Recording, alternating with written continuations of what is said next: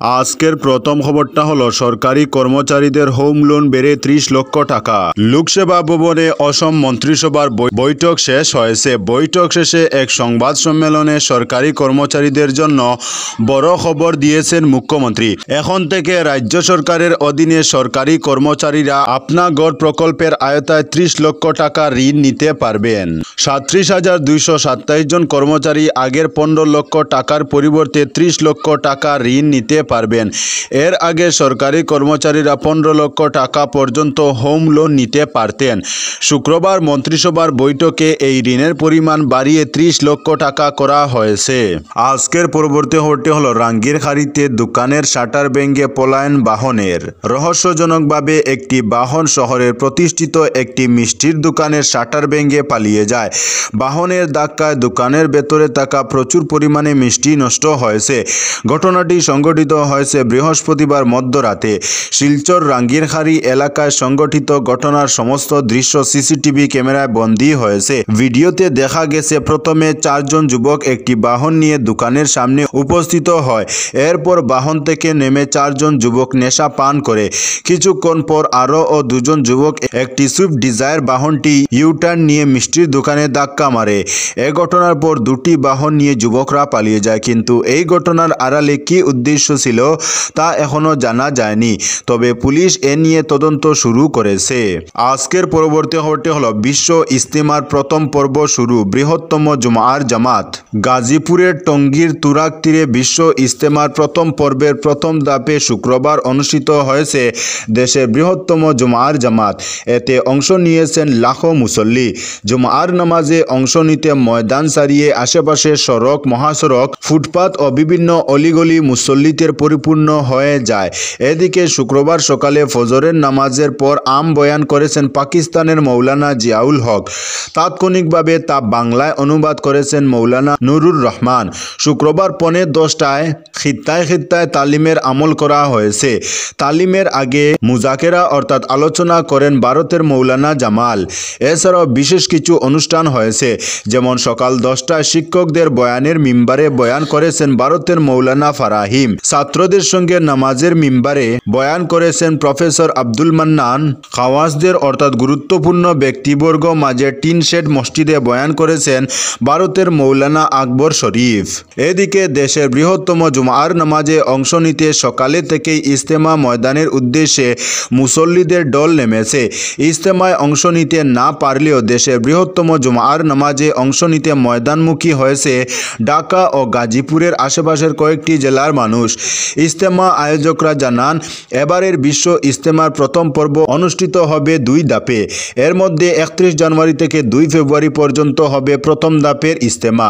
এ ধাপে অংশগ্রহণ করবেন 41 জেলা ও ঢাকার একাংশের মুসল্লিরা। এরপর আগামী 3 ফেব্রুয়ারি থেকে 5 ফেব্রুয়ারি অনুষ্ঠিত হবে দ্বিতীয় ধাপের ইজতেমা। এ ধাপে অংশ নেবেন 22 জেলা ও ঢাকার বাকি অংশের মুসল্লিরা। 2 ধাপের আখেরি মুনাজাত হবে যথাক্রমে আগামী 2 ফেব্রুয়ারি থেকে 5 ফেব্রুয়ারি পর্যন্ত। আজকের পরবর্তী খবরটি হলো এই প্রথম অধিবেশনে কোনো বিদেশি শক্তি উস্কানি দেয়নি বললেন মোদি। সংসদে অধিবেশন শুরুর ঠিক আগে বিরোধীদের কড়া নিশানা করলেন প্রধানমন্ত্রী নরেন্দ্র মোদি। বিতর্ক উস্কে মোদি বলেন, 2014 থেকে শুরু করে এই অধিবেশন সম্ভবত প্রথম অধিবেশন যখন কোনো বিদেশি শক্তি উস্কানি দেয়নি। প্রতি অধিবেশনের আগেই শয়তানি হয়, তাদের হাওয়া দেওয়ার লোকের তো অভাব নেই। এই প্রথম দেখলাম বিদেশি উস্কানি এলো না বিশ্বের কোন থেকে। আমাদের দেশের অনেকেই বিদেশি শক্তির উস্কানি পেয়ে আগুন জ্বালাতে ছাড়েন না। বাজেট অধিবেশনের আগে এবার অভিনব দৃশ্যের সাক্ষী থাকল দেশ। অধিবেশন শুরুর আগে সংসদ চত্বরে দাঁড়িয়ে মহালক্ষ্মীর মন্ত্র স্তব করেন প্রধানমন্ত্রী নরেন্দ্র মোদি। বলেন, যে কোনো ধরনের বড় আর্থিক সিদ্ধান্ত নেওয়ার আগে আমরা মা লক্ষ্মীকে স্মরণ করি। আজও আমি সেটাই করতে চাই। মা লক্ষ্মী গরিব এবং মধ্যবিত্তদের উপর সদয় হন, এটাই প্রার্থনা। এরপরই মহালক্ষ্মীর মন্ত্র স্তব করেন প্রধানমন্ত্রী। আজকের পরবর্তী খবরটি হলো প্রয়াগরাজে সম্পন্ন নীতির রঞ্জন পালের অন্ত্যেষ্টিক্রিয়া। কুম্ভ মেলায় পদপিষ্ট হয়ে মৃত অসমের হাইলাকান্দি জেলার বাঙালি ব্যবসায়ী নীতিরঞ্জন পালের শেষকৃত্য বৃহস্পতিবার সন্ধ্যায় প্রয়াগরাজ মহাশ্মশানে সম্পন্ন হয়। তার একমাত্র পুত্র শুভ বুধবার পিতার মৃত্যুর খবর পেয়ে প্রয়াগরাজের উদ্দেশ্যে রওনা হয়ে যান। বৃহস্পতিবার গৌহাটি থেকে বিমানে প্রয়াগরাজে পৌঁছান। ততক্ষণে নীতিরঞ্জন পালের দেহ হাসপাতাল থেকে প্রয়াগরাজের ভারত সেবাশ্রম সঙ্গে নিয়ে আসা হয়। সঙ্গের মহারাজ রায় তার অন্ত্যেষ্টিক্রিয়ার যাবতীয় ব্যবস্থা করেন। স্ত্রী গায়ত্রী এবং দুই ভাই তরুণ তাপস নীতিরঞ্জনের সঙ্গেই মঙ্গলবার রাতে অমৃত স্নানের উদ্দেশ্যে বেরিয়েছিলেন। ঠেলা ধাক্কায় নিজেকে সামলে রাখতে পারেননি 63 বছরের নীতিরঞ্জন। প্রসঙ্গত বুধবার কথা হয়েছিল প্রয়াগরাজ থেকে মৃতদেহ বিমানে শিলচরে নিয়ে আসা হবে। এখান থেকে সড়কপথে তার হাইলাকান্দির হারবার্টগঞ্জের বাড়িতে নিয়ে যাওয়া হবে। পরে সিদ্ধান্ত বদলে পুত্র শুভই প্রয়াগরাজে চলে যান। আজকের পরবর্তী খবরটি হলো রাষ্ট্রপতির ভাষণ ক্লান্তিকর, একগে রাহুলের মন্তব্যে বেজায় ক্ষুব্ধ বিজেপি। বাজেট অধিবেশনের শুরুতে ভাষণ দেওয়ার পর ক্লান্ত দেখাচ্ছিল রাষ্ট্রপতি দ্রৌপদী মুর্মুকে। রাষ্ট্রপতিকে নিয়ে এমন মন্তব্য করে বিতর্কে জড়ালেন কংগ্রেস নেত্রী সোনিয়া গান্ধী। সেই সঙ্গে একই কারণে বিজেপির রুষানলে পড়তে হলো সোনিয়া গান্ধী পুত্র তথা বিরোধী দলনেতা রাহুল গান্ধীকে। বাজেট অধিবেশনের শুরুতে সংসদের যৌথ অধিবেশনে রাষ্ট্রপতি দ্রৌপদী মুর্মুর ভাষণ প্রসঙ্গে সোনিয়া বলেন, ভাষণের শেষ দিকে ক্লান্ত হয়ে পড়েছিলেন রাষ্ট্রপতি। উনাকে খুবই ক্লান্ত লাগছিল, শেষের দিকে খুব কষ্ট করে ভাষণ পড়ছিলেন। বেচারি মহিলা, খুবই খারাপ লাগছিল। রাষ্ট্রপতির ভাষণ প্রসঙ্গে এদিন রাহুল গান্ধী বলেছিলেন, রাষ্ট্রপতির ভাষণ ক্লান্তিকর, একঘেয়ে, এতে নতুন কিছুই নেই। মা ছেলের এই মন্তব্যকে বিজেপি শিবির থেকে রাষ্ট্রপতিকে অপমানজনক কথা বলার অভিযোগ তোলা হয়েছে। সোনিয়া রাহুলের এই মন্তব্যকে অপমানজনক বলে মনে করেছে বিজেপি। বিজেপির পক্ষে কেন্দ্রীয় মন্ত্রী এসপি সিং বাঘেল বলেন, রাষ্ট্রপতি প্রসঙ্গে এই ধরনের অপমানজনক মন্তব্য করে রাষ্ট্রপতির পদকে কলুষিত করেছেন। শুধু তাই নয়, সোনিয়া গান্ধীর কথা দেশের সর্বোচ্চ পদে আসীন আদিবাসী মহিলাকে অপমান করেছেন। আজকের পরবর্তী খবরটি হলো স্বাস্থ্য পরিষেবার শক্তিশালীকরণে সরকার বদ্ধপরিকর, বললেন মন্ত্রী আশুক সিংহল। জনস্বাস্থ্যের উন্নতির লক্ষ্যে অসম সরকার নিরলস প্রচেষ্টা চালিয়ে যাচ্ছে।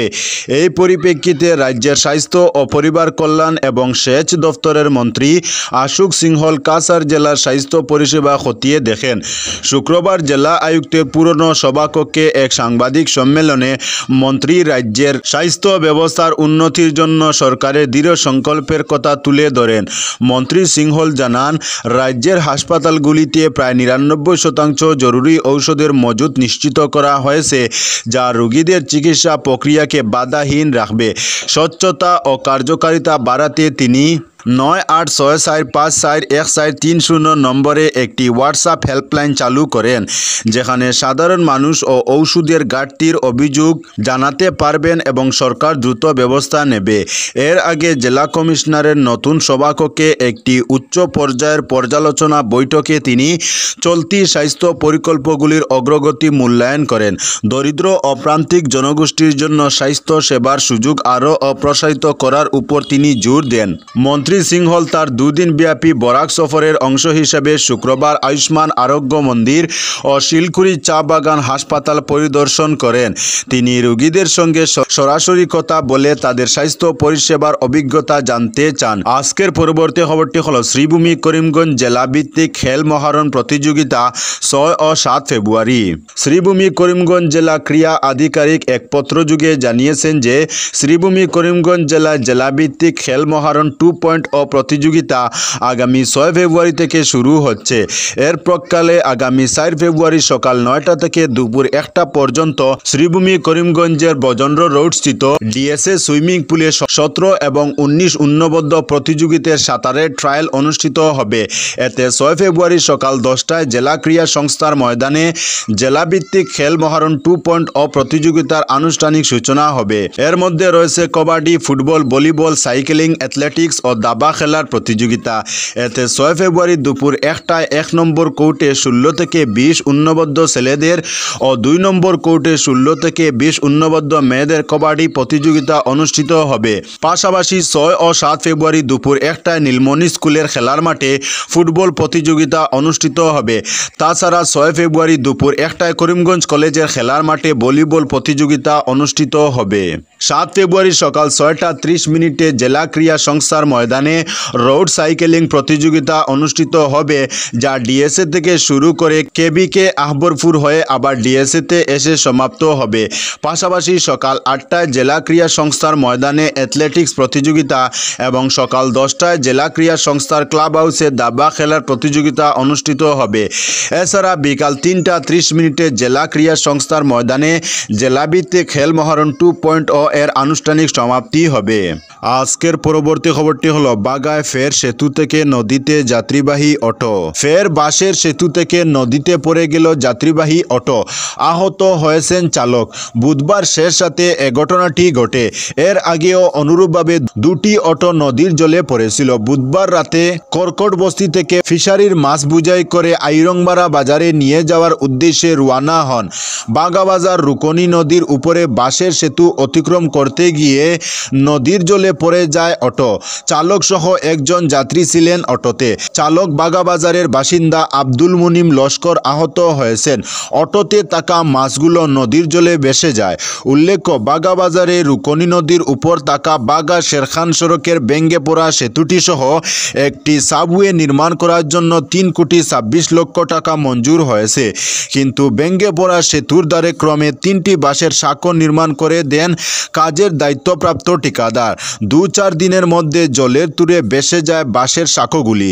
এরপর কাঠের খুঁটি পুঁতে উপরে খড় ও বাঁশ দিয়ে চাটাই বিছিয়ে জনগণের যাতায়াতের জন্য নরবরে একটি সেতু নির্মাণ করে দেওয়া হয়।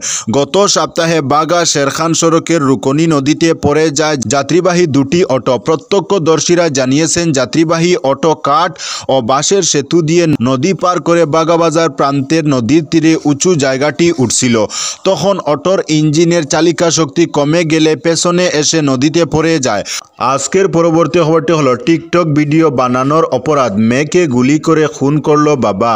মেয়ে টিকটকে ভিডিও বানায় আর সেই অপরাধে নিজের মেয়েকে আমেরিকা থেকে পাকিস্তানে নিয়ে এসে গুলি করে খুন করলেন বাবা। কিশোরীটির খুনে মদত জোগানোর অভিযোগ উঠেছে তার কাকার বিরুদ্ধেও। ঘটনায় এই 2 অভিযুক্তকেই গ্রেফতার করেছে পুলিশ। সূত্রের খবর, মৃত ওই কিশোরী জন্মসূত্রে পাকিস্তানি হলেও সে একজন আমেরিকান নাগরিক। সম্প্রতি বালুচিস্তানের কোয়েটায় নিজের দেশের বাড়িতে ঘুরতে এসেছিল সে। সেখানেই তাকে খুন করা হয় বলে জানা গিয়েছে। সূত্রের খবর, পুলিশি জিজ্ঞাসাবাদে নিজের মেয়েকে খুনের কথা স্বীকার করেছেন আনোয়ারুল হক নামের ওই ব্যক্তি। জানা গিয়েছে 28 বছর আগে ওই কিশোরীর পরিবার পাকিস্তান ছেড়ে আমেরিকায় চলে যায় পাকাপাকিভাবে। পুলিশের প্রাথমিক অনুমান, নিজের মেয়েকে খুনের পরিকল্পনা আমেরিকাতে বসেই করছিল আনোয়ারুল। এই প্রসঙ্গে পাকিস্তান পুলিশের এক আধিকারিক জানান, সম্ভবত আমেরিকার আইন বেশি করা হওয়ায় কিশোরীটিকে পাকিস্তানে এনে হত্যা করার পরিকল্পনা করা হয়েছিল। পুরো বিষয়টিকে খতিয়ে দেখা হচ্ছে। এই ঘটনায় কিশোরীটির দাদাকেও জিজ্ঞাসাবাদ করা হচ্ছে বলে জানা গিয়েছে। তো বন্ধুরা, আজকের জন্য এতটুকু। পরবর্তী কোনো নতুন ভিডিওতে দেখা হবে, তখন অবধি ধন্যবাদ।